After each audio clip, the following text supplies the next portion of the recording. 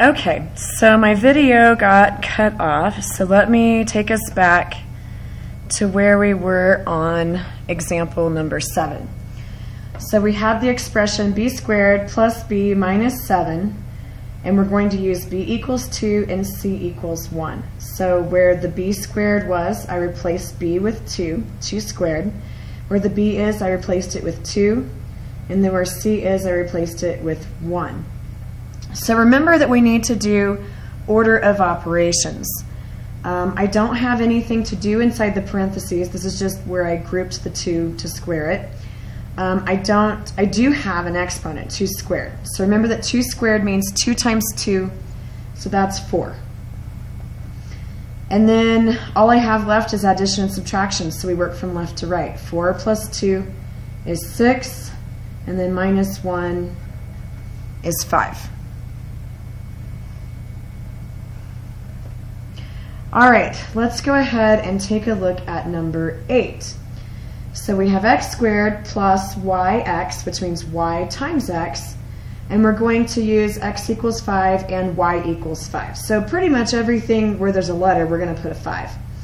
Let me do this one without using the parentheses just to show you. So I'd have 5 squared plus 5 times 5. So I have a power, I have multiplication, and I have addition.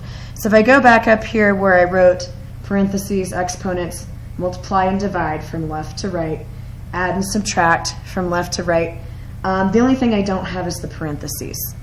So I do have an exponent, so I'm going to do 5 squared. 5 squared means 5 times 5. I'm going to write that out here to the side. 5 squared means 5 times 5, which is 25. So this part is 25.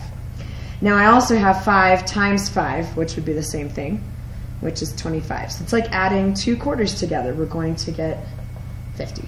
25 and 25 add up to 50. All right, let's go down to example number 9. I have x squared times, parentheses, y minus x. X is 6, and y is also 6. I think actually in the notes that we did the other day, I changed this and made y 8. So I'm going to change that to 8 just so that they're not the same number. So where it says x squared, I'm going to have 6 squared. And then y minus x is just 8 minus 6. So order of operations says do parentheses first. So 8 minus 6 is 2. And then I have the 6 squared. And since there's nothing in between those, we'll multiply. So we did the parentheses. Now I will do the exponents. So 6 squared means 6 times 6, which is 36. And I'm going to multiply that by 2, which gives me 72. And if you didn't know that, you could take 36 times 2 this way and get 72. Okay, last example, number 10. Let me zoom out. So I have z plus x squared minus yz. Use x equals 3, y equals 2, and z equals 4. So we've got 3 different numbers. So z will be 4, x squared will be 3 squared, and then yz would be 2 times 4.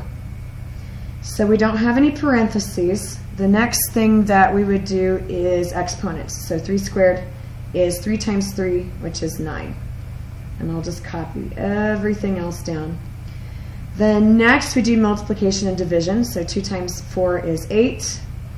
Copy everything else down.